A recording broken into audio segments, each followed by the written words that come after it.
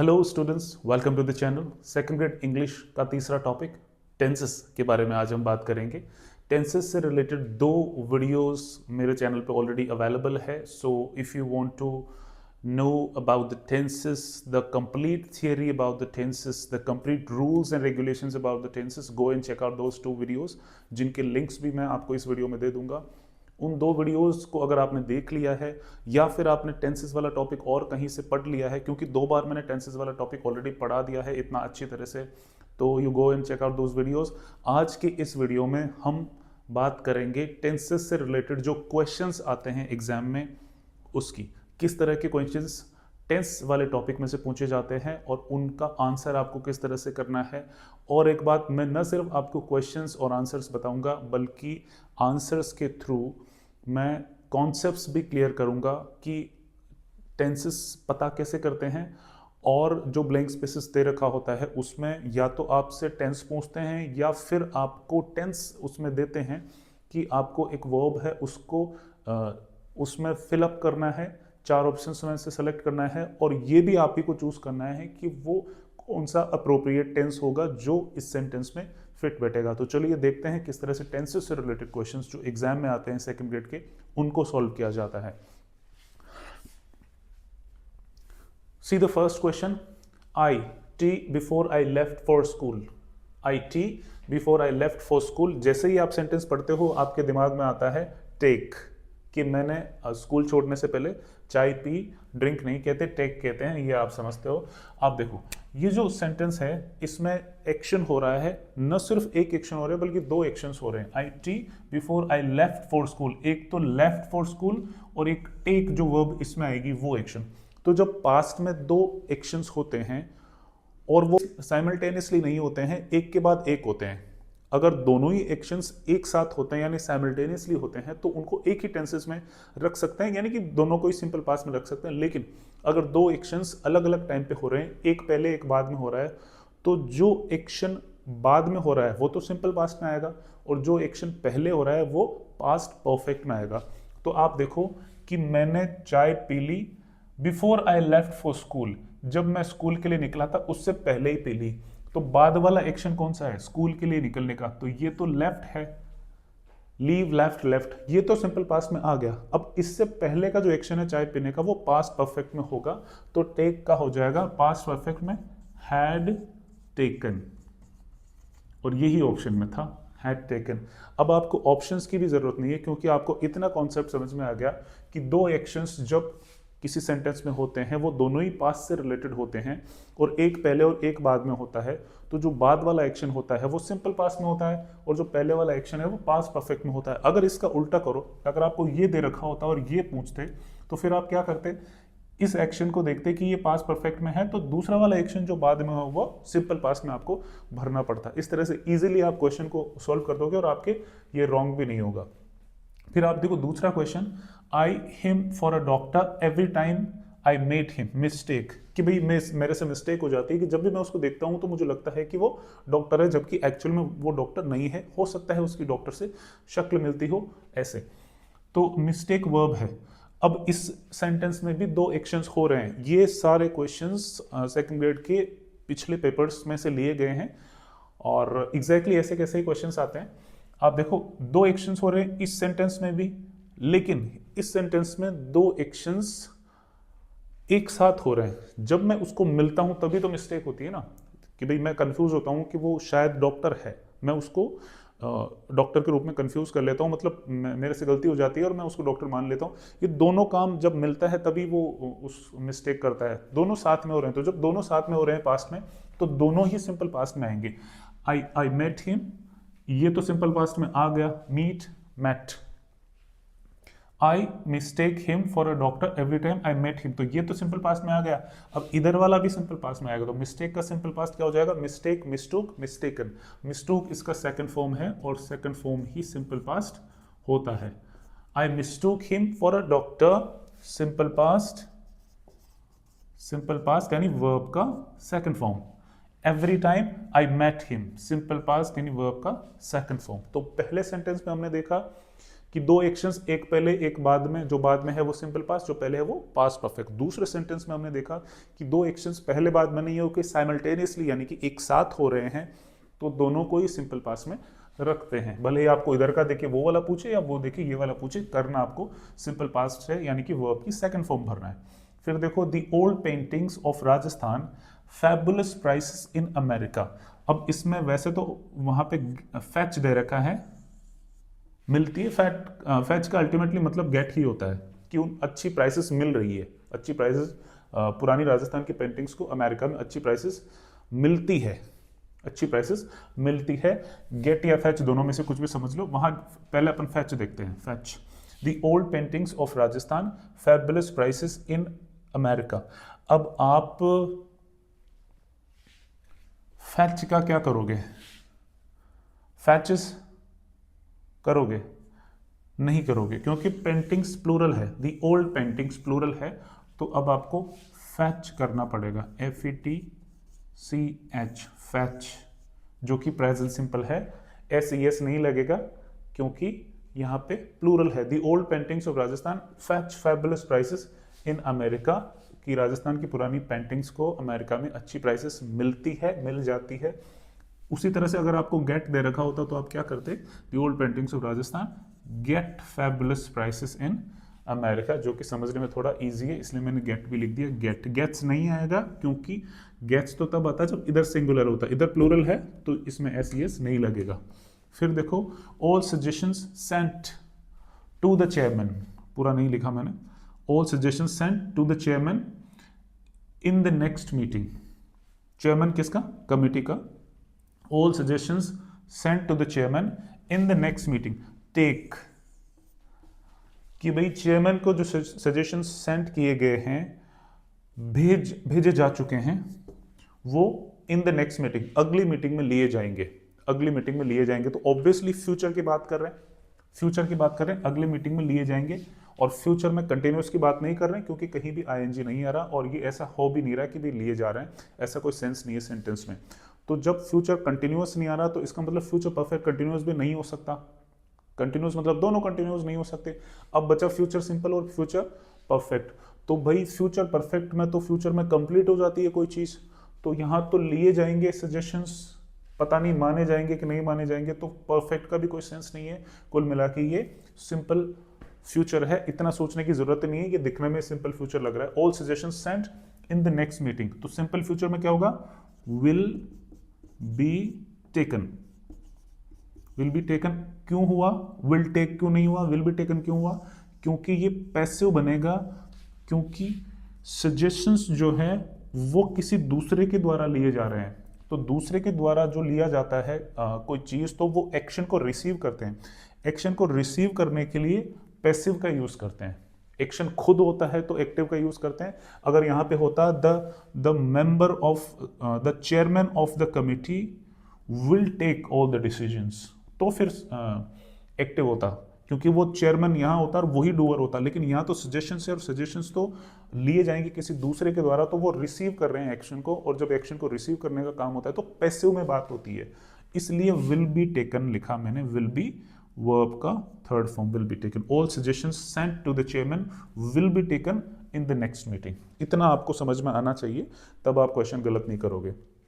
फिर नेक्स्ट आप देखिए, the pickpocket red handed by the police. चोर को पुलिस ने रंगे हाथों पकड़ लिया है। The pickpocket red handed by the police. अब मुझे ये बताओ कि कैच जो वर्ब है इसमें द पिक पॉकेट, अब फिर वही बात, एक्शन को रिसीव करने वाली, चोर ने थोड़ी पुलिस को पकड़ा है। ये जो सब्जेक्ट है यहाँ पे, ये डूअर ऑफ द एक्शन है कि रिसीवर ऑफ द एक्शन है? The pickpocket red handed by the police, police ने इसको पकड़ा है तो ये तो रिसीवर है। तो जब ये जो सब्जेक्ट है ये इधर वाला, ये रिसीवर ऑफ द एक्शन होता है और उधर वाला डूअर होता है, तो हम उसका इफेक्ट इसके ऊपर डालने के लिए पैसिव में जाते हैं। तो अब आपको पैसिव में करना पड़ेगा। और अगर आपके पास ऑप्शन में दे रखा हो इज कॉट, वॉज कॉट, वैसे ऐसा नहीं देना चाहिए, इस कॉट होता है तो वॉज कॉट भी हो जाता है। हैज़ गॉट, अब ये देखो बहुत कंफ्यूजिंग है, हैज़ गॉट, हैज़ गॉट और सिर्फ कॉट।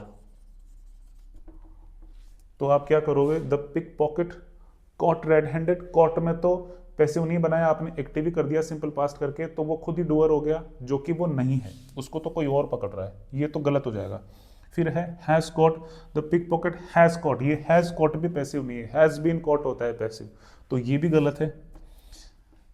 एक्शन को रिसीव करने वाली बात हो रही ना, तो पैसिव में जाएंगे हम, तो ये दोनों ही पैसिव नहीं है, ये दोनों तो एक्टिव है, तो ये दोनों गलत हो जाएंगे।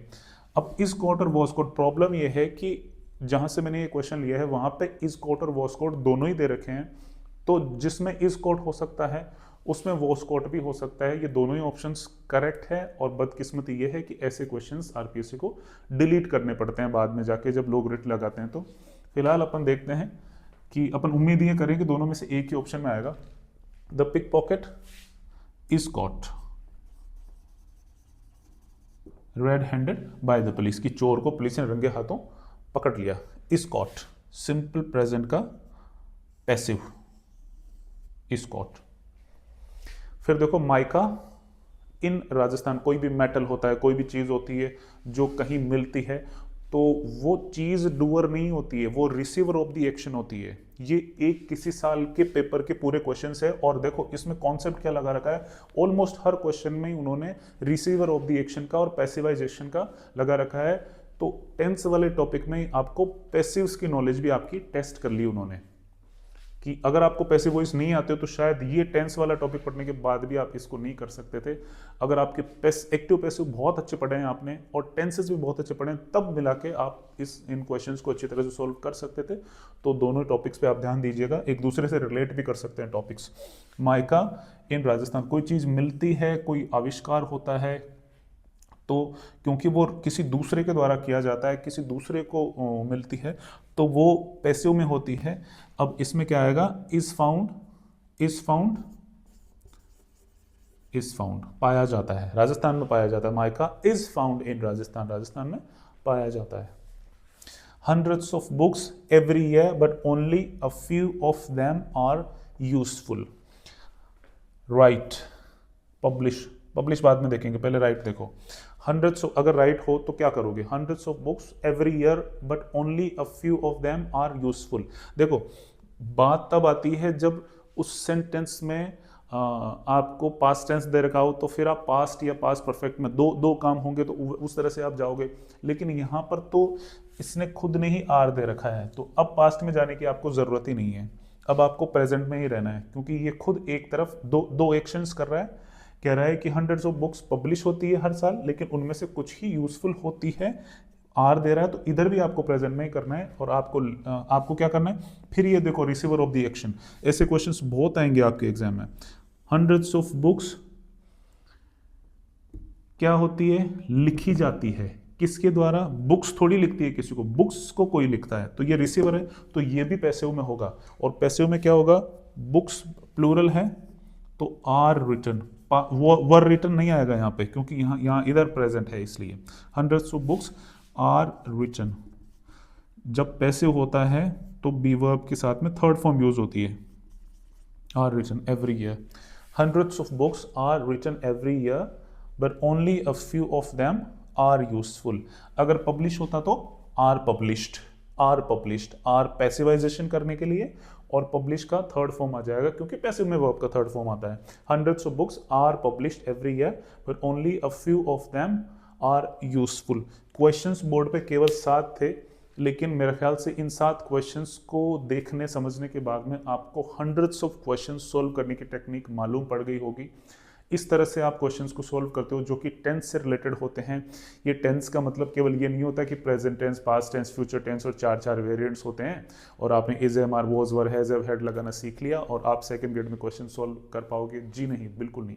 हर एक competition, second grade, first grade, जो भी कॉम्पिटिशन होता है उसमें ग्रामर के जो भी क्वेश्चंस आते हैं, whether it's from tenses, whether it's from active passives, direct indirect, हर एक क्वेश्चन में कॉन्सेप्ट लगा होता है, वो आपको समझना पड़ता है। उस क्वेश्चन का, उस सेंटेंस का मीनिंग समझना पड़ता है और वो आपसे यूज क्या करवाना। बहुत बार ऐसे होता है कि अपन को क्या आ रहा है ये मैटर नहीं करता, पेपर वाला आपसे क्या ऑप्शन चूज करवाना चाह रहा है, पेपर वाला क्या करवाना चाह रहा है, पेपर वाले के माइंड सेट के हिसाब से आपको आंसर करना पड़ता है। तो चलिए इन क्वेश्चंस के बाद देखते हैं कुछ और क्वेश्चंस जो भी इनके जैसे ही इंपॉर्टेंट क्वेश्चंस होंगे। Let's go forward. अब चलिए टेस्ट कर लेते हैं आपकी टेंसेस की नॉलेज को थोड़ा और टिपिकल वे में। देखिए ये वाले questions. First, they have just out, go and come दोनों ही मैंने लिख रखे हैं, दोनों ही सिनेरियोज में आपको गो भी दे सकते हैं कम भी दे सकते हैं, आप क्या करोगे। दे हैव जस्ट, आप इन जस्ट वगैरह को बिल्कुल नहीं देखना है, आपको देखना है कि आपसे वर्ब का कौन सा फॉर्म यूज करवाना चाह रहे हैं और ये जो सेंटेंस है ये कौन से टेंस से रिलेट करता है। दे हैव आ गया, इसका मतलब ये प्रेजेंट परफेक्ट की बात कर रहा है। पास्ट परफेक्ट होता तो हैड होता और फ्यूचर परफेक्ट होता तो विल हैव होता, दोनों ही नहीं है। प्रेजेंट परफेक्ट है और प्रेजेंट में भी परफेक्ट है क्योंकि हैव ऑलरेडी आ चुका है। तो आपको क्या करना है, प्रेजेंट परफेक्ट में हैव के साथ में वर्ब का थर्ड फॉर्म यूज होता है, जो भी वर्ब आपको दे रखी है उसका वर्ब का थर्ड फॉर्म यूज कर दो, आपका आंसर बिल्कुल सही होगा। तो they have just gone out, present perfect हो गया। अगर कम दे रखा है तो देखो go went gone third form और कम की third form come came come, तो आपको कम करना है थर्ड फॉर्म वाला come. They have just come out, ये दोनों ही सही होंगे। फिर दूसरा देखिए, his friend is always me. ये क्वेश्चन मुझे इंटरेस्टिंग लगा तो मैंने इसको तीन तरह से लिख दिया और तीनों ही सिनेरियोज में अलग अलग ऑप्शंस आपके आएंगे। हिज फ्रेंड इज ऑलवेज मी, देखो ये आपसे गलत करवाना चाहता है ऑप्शंस में कि इसने दे रखा है हिज फ्रेंड इज ऑलवेज, इसकी वजह से आपका ऑप्शन कंप्लीटली चेंज हो जाएगा। हिज फ्रेंड ऑलवेज और इज ऑलवेज में बहुत ज़्यादा फर्क है। ये कंटिन्यूस एक्शन को शो कर रहा है इज ऑलवेज, और ये ऑलवेज जो है ये कंटिन्यूस एक्शन भले ही होगा लेकिन सेंटेंस दिखने में कंटिन्यूस नहीं लगेगा। आप करोगे हिज फ्रेंड ऑलवेज टीज, और क्योंकि ये प्रेजेंट सिंपल है इसलिए प्रेजेंट सिंपल में जब थर्ड पर्सन हिज फ्रेंड, मैं तो नहीं हूं उसका फ्रेंड, आप भी नहीं हो उसके फ्रेंड की बात कर रहे हैं, तो थर्ड पर्सन सिंगुलर वर्ब, एक ही फ्रेंड है। Third person singular noun, third person singular noun या नाउन फ्रेज जब होता है तो एस ई एस लगता है तो टीजेस हो जाएगा, एस ई उसमें पहले से ही है, एस लग जाएगा। His friend always teases me, present simple, लेकिन इसमें his friend is always teasing me, ये कंटिन्यूअस एक्शन को शो कर रहा है, इसलिए फर्क देखिएगा आप। His friend always teases me और केवल इज आने से his friend is always teasing me. अब आप देखो ये वाला अगर ये फ्यूचर में होता तो क्या होता, his friend will always tease me. अब मैंने एस ई एस क्यों नहीं लगाया, क्योंकि विल फ्यूचर टेंस है और एस ई एस केवल और केवल प्रेजेंट टेंस में, और प्रेजेंट में भी प्रेजेंट सिंपल टेंस में ही एस ई एस लगता है और किसी भी टेंस में एस ई एस नहीं लगता है। His friend will always tease me, और अगर इसको बी लगा के आपको दे दे तो आप क्या करोगे, his friend will be always teasing me हो जाएगा। फिर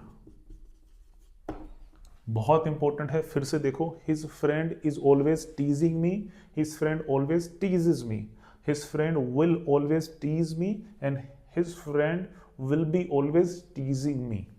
चार कॉन्सेप्ट्स आपके क्लियर हो गए एक ही सेंटेंस से। फिर नेक्स्ट सेंटेंस देखो, व्हेन द टीचर एंटर्ड, ये फिर वही बात, दो एक्शंस वाली बात। व्हेन द टीचर एंटर्ड, ये पहला एक्शन कौन से टेंस में है, सिंपल पास्ट में, क्योंकि वर्ब का सेकंड फॉर्म है सिंपल पास्ट। अब दो एक्शंस अगर एक साथ हो रहे हो तो दोनों एक ही टेंस में आते हैं, लेकिन दो एक्शंस पास्ट में अगर अलग अलग टाइम पे एक के बाद एक हो रहा हो तो एक सिंपल पास्ट में आता है, दूसरा पास्ट परफेक्ट में आता है। अपन देखते हैं साथ में हो रहे हैं कि अलग अलग हो रहे हैं। When the teacher entered the class the students already disappear verb का यूज करना है आपको कि भाई टीचर जब क्लास में एंटर हुआ तो स्टूडेंट्स पहले ही डिसअपियर हो चुके थे, और वैसे भी ये सिंपल पास्ट में आ गया तो वो वाला पास्ट परफेक्ट में होगा, स्टूडेंट्स पहले ही डिसअपियर हो चुके थे। तो आप क्या करोगे, पास्ट परफेक्ट में हैड का यूज करोगे और हैड के साथ में डिसअपियर वर्ब का थर्ड फॉर्म यूज करोगे। तो when the teacher entered simple past the class the students had already disappeared. disappeared. When the teacher entered the class, the students had already disappeared. Past perfect और ऊपर वाला simple past. फिर आप नीचे का sentence देखो, बहुत सिंपल सेंटेंस है. I wish I her name. No आएगा. तो I wish, काश मैं उसका नाम जानता होता. I wish I इस तरह के सेंटेंसेस में न्यू सिंपल पास्ट आता है. सेकंड फॉर्म आती I wish I knew her name. काश मैं उसका नाम जानता होता. At last I for my efforts. At last I for my efforts reward किया गया है मुझे. तो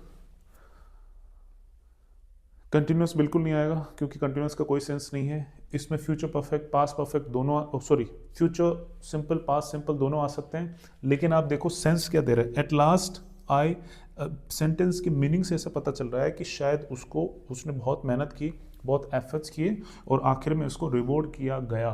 तो रिवॉर्ड किया गया तो सिंपल पास्ट है. तो एट लास्ट आई, अब रिवॉर्डेड लिख दूं, मुझे रिवॉर्ड किया गया. तो मैंने खुद ने तो किया नहीं रिवॉर्ड, किसी और ने दिया मुझे रिवॉर्ड. तो मैं तो रिसीवर ऑफ द एक्शन हूं ना. इस सेंटेंस में जो आई है, जो मेन इसमें जिसके ऊपर जिसके लिए एक्शन हो रहा है वो खुद एक्शन नहीं कर रहा है, वो एक्शन को रिसीव कर रहा है. तो आपको पैसिव बनाना पड़ेगा. At last I was rewarded. I was rewarded. At last I was rewarded for my efforts. और ये जो ड होता है ना, ड रिवॉर्ड, ये रिवॉर्डेड नहीं है. ड के बाद में जो ईडी आता है वो इड होता है, एड नहीं होता है. Rewarded. At last I was it's not was, it's not rewarded, it's rewarded. At last I was rewarded for my efforts. और ये तो आपको पता ही होगा कि ये पास्ट सिंपल का पैसिव है. फिर लास्ट देखो, I a continuous noise in the next room, कि मुझे नेक्स्ट रूम से कंटिन्यूस नॉइज आ रही है. अब ये आपको बहुत बुरी तरह से कंफ्यूज करने की कोशिश कर रहा है. ये कंटिन्यूस वर्ड देके कि आप करो कि आई एम हियरिंग करो, कंटिन्यूस करो, क्योंकि आगे कंटिन्यूस वर्ड दे रखा है और इसमें सेंस भी यही है कि कंटिन्यूसली मुझे नॉइस आ रही है. लेकिन आपको पता होगा कि हियर, फील, इस तरह की जो सेंस से रिलेटेड जो वर्ब होती है उनमें कंटिन्यूस टेंस, उन वर्ब्स को कंटिन्यूस टेंस में यूज़ नहीं किया जाता है. जो सेंसेस से, इंद्रियों से रिलेटेड जो वर्ब होती है, सुनना, टेस्ट करना, महसूस करना, इस तरह की, तो इनको कंटिन्यूस प्रोसेस में आप यूज़ नहीं करते हैं. जनरली क्या नहीं करते हैं आप यूज़ कंटिन्यूस प्रोसेस में. I a continuous noise in the next room, तो आप आई एम हियरिंग नहीं करोगे, आई वॉज हियरिंग नहीं करोगे, आप करोगे I hear. I can hear अगर ऑप्शन में है तो वो भी ठीक है, आई कैन हियर ठीक है. बाकी यहाँ पे ऑप्शन में आई हियर ही था, केवल हियर ही ऑप्शन में था. तो I hear a continuous noise in the next room, भले ही वो कंटिन्यूस का सेंस दे रहा हो, भले ही कंटिन्यूस वर्ड खुद इसमें लगाओ, लेकिन आपको आई हियर करना है. कंटिन्यूस के चक्कर में नहीं पड़ना है, क्योंकि सेंसेस से रिलेटेड वर्ब को कंटिन्यूस में यूज़ नहीं करते हैं. I hear a continuous noise in the next room, ये भी कंटिन्यूस का ही सेंस दे रही है, आई लगाने की कोई ज़रूरत नहीं है. तो इस तरह से काफ़ी इंपॉर्टेंट क्वेश्चंस मैंने आपको सॉल्व करवाए related to the topic of tenses. Tenses से रिलेटेड और भी जो आपकी प्रॉब्लम्स हो वो you can definitely ask in the comment section. While preparing for a competition exam, आपका मोटो बहुत सारे हज़ारों क्वेश्चंस सॉल्व करने के बजाय ये होना चाहिए कि भले ही हम कम क्वेश्चंस देखें, कम क्वेश्चंस प्रैक्टिस करें, लेकिन हम इस तरह से प्रैक्टिस करें कि उस क्वेश्चन में, पर्टिकुलर क्वेश्चन में क्या कॉन्सेप्ट लगा है, किस तरह से वो आपको आंसर करवाना चाह रहा है, जो क्वेश्चन देने वाला है, जो एग्जामिनर है, पेपर सेटर है, उसका क्या माइंडसेट है, किस तरह से वो आपको ऑप्शंस सिलेक्ट करने को बोल रहा है और वो क्या ऑप्शन आपको चूज़ करवाना चाह रहा है, ये आपको देखना पड़ेगा. ये आपका माइंडसेट होना चाहिए कि मैं इस तरह से सोचूंगा कि अगर ये क्वेश्चन बनाने वाला क्या ऑप्शन करवाना चाह रहा है वो मैं करूंगा. बल्कि मैं ये नहीं देखूंगा कि मुझे क्या नॉलेज है और मैं फट से जो है सीधा आंसर कर दूंगा. नहीं, मैं चारों ऑप्शंस को देखूंगा, उन चारों ऑप्शंस को कंसिडर करूंगा, बहुत कम टाइम में, ऐसा नहीं कि मैं देखने ही बैठा रहूँगा, चारों ऑप्शंस को देखूंगा, उनमें से कंसिडर करूंगा कि अगर दो सही है तो कौन सा ज़्यादा सही है और कौन से तीनों गलत है, और कौन सा, अगर चारों ही गलत है तो कौन सा एक है जो सबसे कम गलत है, तो वही ऑप्शन आपको सेलेक्ट करना पड़ेगा। इस तरह से पेपर सेटर के माइंडसेट को आपको ध्यान में रखना पड़ेगा और इस तरह से आपको क्वेश्चन सॉल्व करने पड़ेंगे। आई होप आपको समझ में आया होगा टेंस का टॉपिक, और आपको क्वेश्चंस भी बहुत इंटरेस्टिंग लगे होंगे। इसी तरह के और क्वेश्चंस मैं लेकर आऊँगा इसी वीडियो के नेक्स्ट पार्ट में। तब तक के लिए देखते रहिए इंग्लिश टीचर हर्ष। अगर आप चैनल को आपने सब्सक्राइब नहीं किया तो सब्सक्राइब कर लीजिए, क्योंकि इस तरह के हेल्पफुल वीडियोस आपको इस चैनल पर मिलते रहेंगे related to the competition exam of RPSC second grade. Video को लाइक जरूर कर दीजिएगा अगर आपको वीडियो पसंद आया हो तो। आई होप आपको वीडियो पसंद आया ही होगा। Thank you so much for watching.